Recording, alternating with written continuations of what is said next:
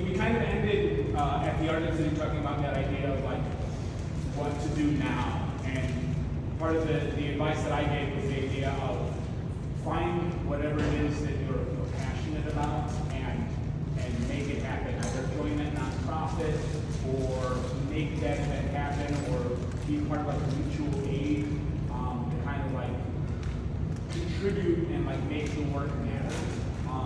What is the advice that you have for everyone kind of about like what would the next steps be of making everyone? Well, I agree with what you're saying, of course. You know, it's going to be hard times for a period of time.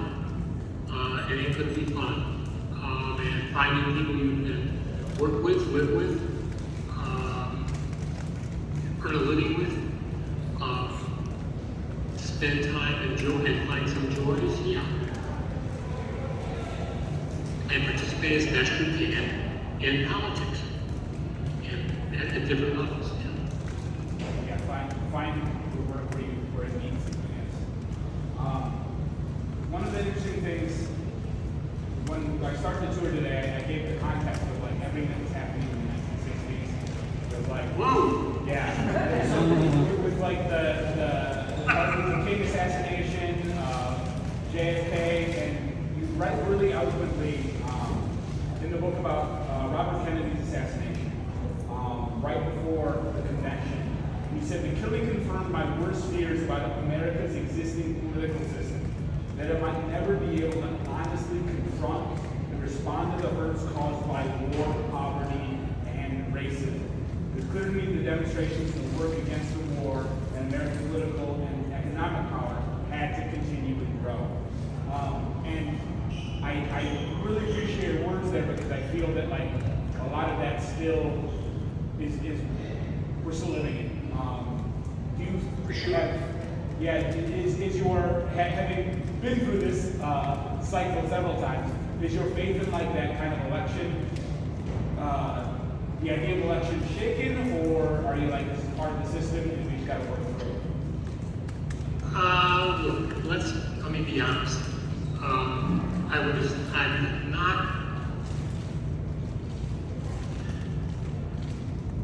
not an electoral politician. I made my living helping people who were doing that for a little while, but that was long after that high watermark at the Art Institute, set to the Art Institute.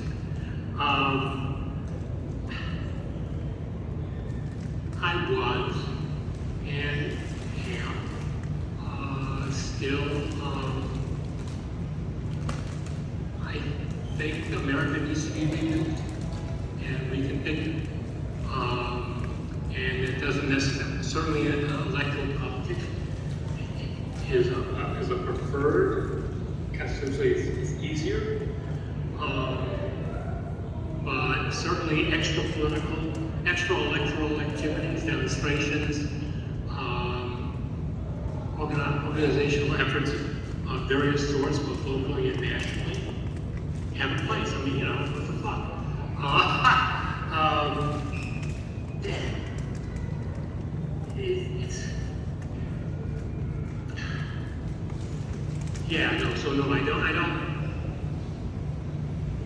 I'm not thrilled with electoral politics. I'm not so thrilled with the alternatives. But the good news is I'm only fucking 5 years old, and it's more your problem than mine.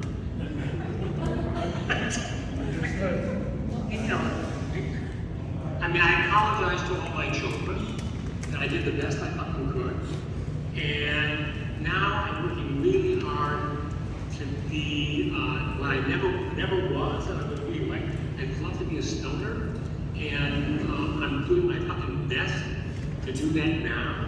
Things like the election and talks like this interfere with that effort. It's a nice political therapy and allows you to relax.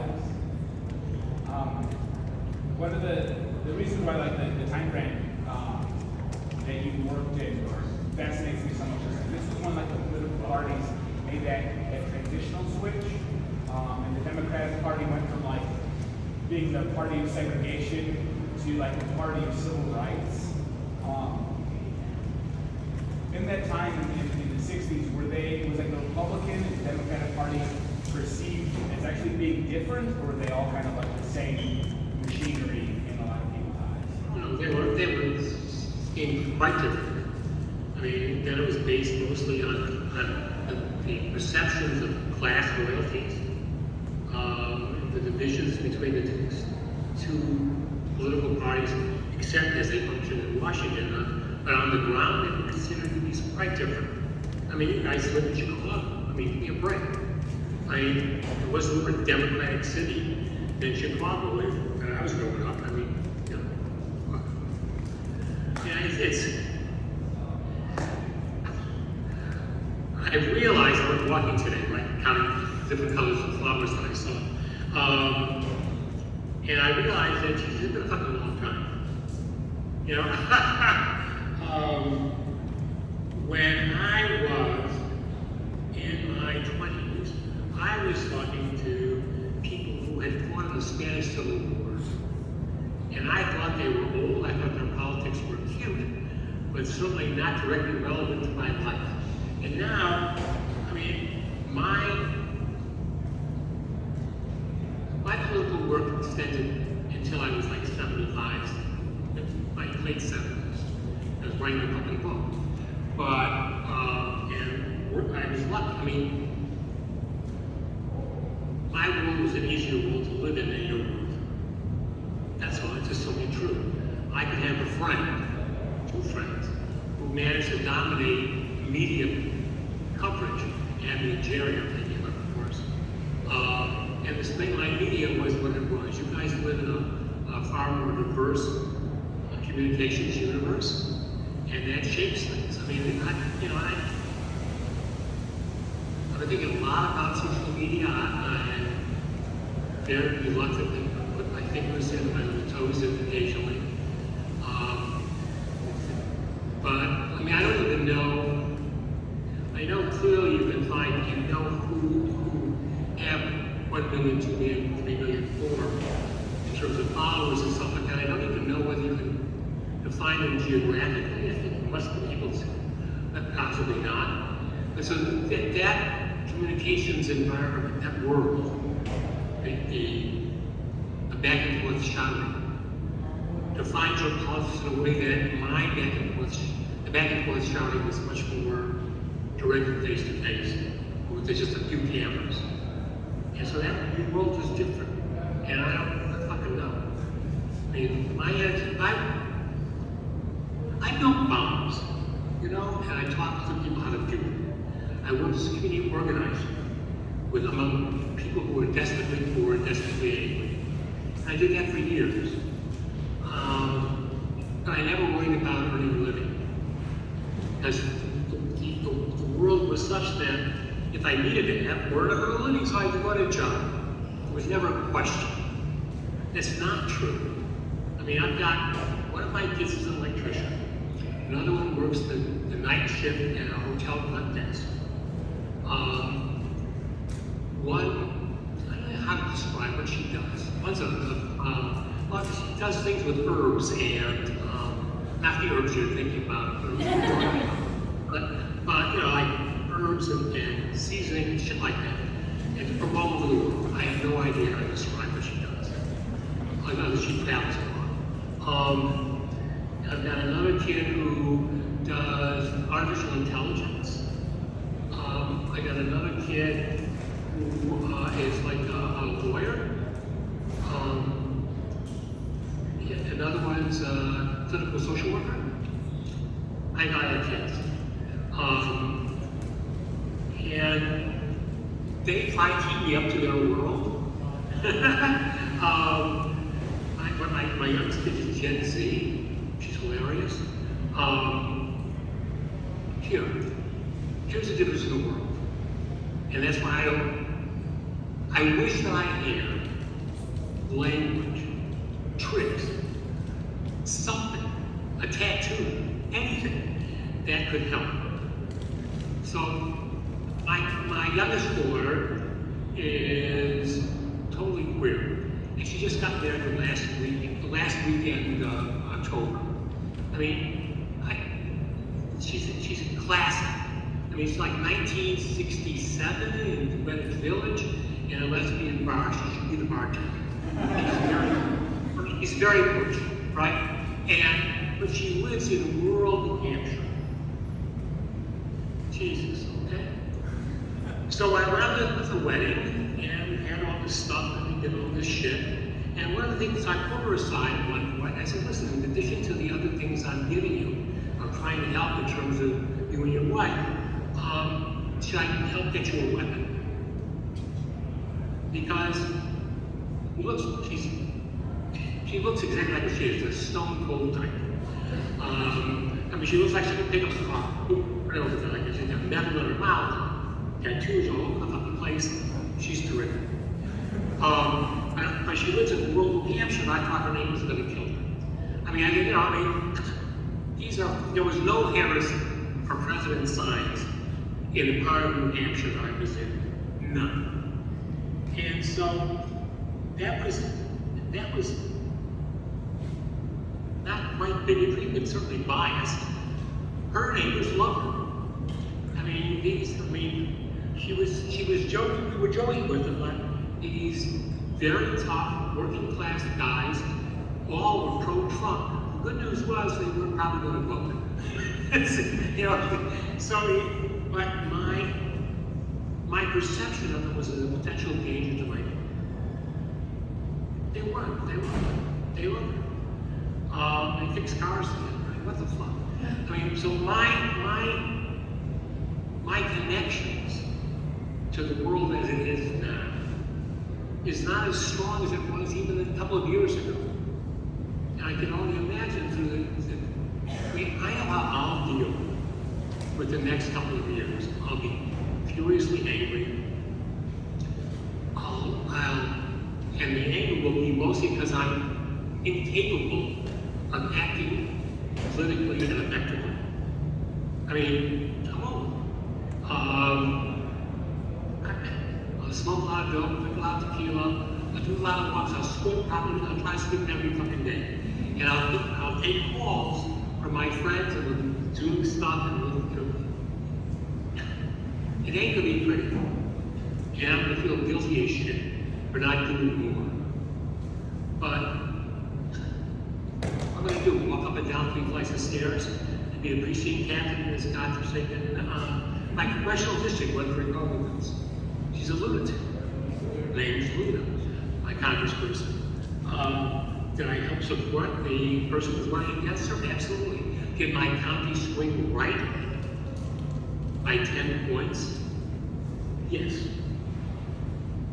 On the other hand, the good news is, when he was winning, when it was clearly he was going to win, there were no loud demonstrations outside my window. And I thought, well, things were going to happen. My neighbors would erupt in the street. Yay, we won. That didn't happen. So again, I feel guilty not being able to offer, not being able to provide the kind of help and strengthening that I think people are going to need. I mean, it's on you guys. Ain't good news, I'm sorry. Well, I'm interested you told the story about your daughter getting married. And one of the questions I had was about, especially in light of the election, do you feel America has made progress? And in many ways, I do, because people are at least able to be who they are in ways that they weren't able in the 1960s. No, there's no fucking question that America's a better place. None. I mean, yes, both in terms of racism and, we're better in lots of ways. In some ways, the concentration of wealth, we're worse. In some ways, the degrees of inequality, inequity between people, that's worse. Much worse. So, in terms of people's private lives, better. Better. I mean, in terms of the economic and political context of our lives, probably worse. Probably worse. I mean, when I wrote my book, I did it afterward. They did a paperback, so I insisted I did it afterward because I made a mistake in the book, big one. I didn't talk about how people are living. I didn't talk about people's work, which was never an issue for me and my friends. Because the world we grew up in, and the world we were functioning as adults in, that the work was always filled. I mean, Jesus Christ. I mean, not only was I not in jail for very long, but ultimately I ended up being a consultant to the Speaker of the House of Representatives. I mean, that's a hell of an arc. And along the way, I had more than 20 very different types of work. Not like different pieces of work, but different work. And that degree of flexibility, that degree of opportunity for work and living is not there. It's just not. And in that sense, it's more closed and more dangerous for people, I think. I was not very optimistic, do I? Well, one interesting conversation I had was with a friend right after the election, and it pointed out that Donald Trump was beating Hillary Clinton in Paris. And in comparison to like the hope of like 2008 when Obama was elected, a lot of people were like, we never see a black man, become president. And it has that feeling right now that is, this is kind of a big question, is America more misogynistic than it is racist? Does it feel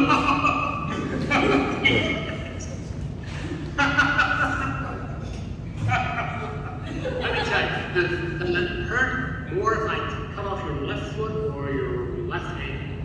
I mean, misogyny is something. I think as a country, we have far more institutional and historical supports for racism. There are at least, our history has occasional eruptions of strong and supportive women. I don't know, it's like here's what's worse. I mean, they're both horrible, and you have to fight against both. I mean, it's just, and lucky Kamala managed to get two of her.